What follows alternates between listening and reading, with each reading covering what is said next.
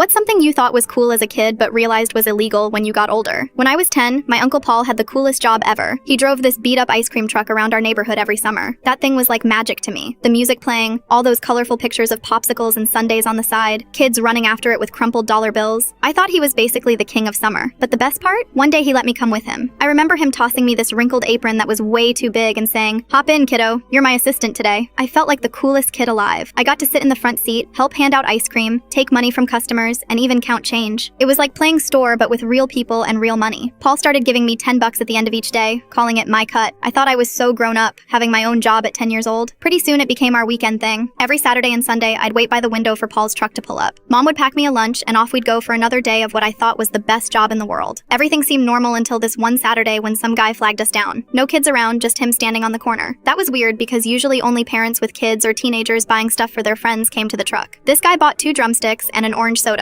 Nothing crazy. But then Paul handed him something wrapped in a napkin along with his change. I asked Paul what that was about. He just winked at me and said, "Grown-up stuff, don't worry about it." As summer went on, more and more adults started showing up without any kids. Always quick transactions. Always with Paul slipping them something extra in a napkin or doing these weird hand gestures I didn't understand. Sometimes they'd whisper numbers to him. I just figured grown-ups really liked overpriced ice cream, or maybe Paul was giving out coupons or something. One time this lady came up and ordered a single ice cream sandwich. Paul gave her the usual napkin thing, but she shook her head and held up 2 fingers. He nodded and gave her a different napkin. I thought maybe she wanted extra napkins because ice cream sandwiches are messy. The weirdest customers were these college-age kids who'd show up in groups. They'd order like 1 popsicle between all 5 of them, then Paul would do this complicated handshake with one of them. I thought it was just some secret handshake thing, like what me and my friends did. I never questioned any of it because Paul seemed happy, business was good, and I was making money. $10 was huge for a 10-year-old. I could buy Pokemon cards, candy, whatever I wanted. Mom kept asking where I was getting money from, and I'd proudly tell her about my ice cream truck job. The summer ended, and I went back to school, but I kept thinking about how cool it would be to work with Paul again next year. Maybe by then I'd be old enough to drive the truck myself. But when I turned 15, everything changed. I was watching the news with my mom when a story came on about a drug bust. They showed footage of cops surrounding an ice cream truck, and my heart stopped. It was Paul's truck. The reporter said police had been investigating reports of drug dealing from ice cream trucks around the city. They'd caught the driver in a sting operation, selling marijuana to an undercover cop. That's when it all clicked. Those napkins Paul was handing out weren't napkins at all. They were little baggies. The weird hand gestures weren't secret handshakes. They were signals for what drugs people wanted. Those college kids weren't sharing 1 popsicle. They were buying weed and using the ice cream as cover. My mom was horrified when I told her I'd been working with Paul that summer. She started freaking out about how I could have been arrested, how I was technically part of a drug operation, how Paul had put me in danger without me even knowing it. I felt so stupid. All those times I thought I was just an ice cream assistant, I was actually helping my uncle deal drugs. I'd been handing out snacks while he handed out illegal substances right next to me. The $10 he gave me wasn't payment for scooping ice cream, it was probably drug money. Paul got 5 years in prison. I never saw him again after that summer when I was 10.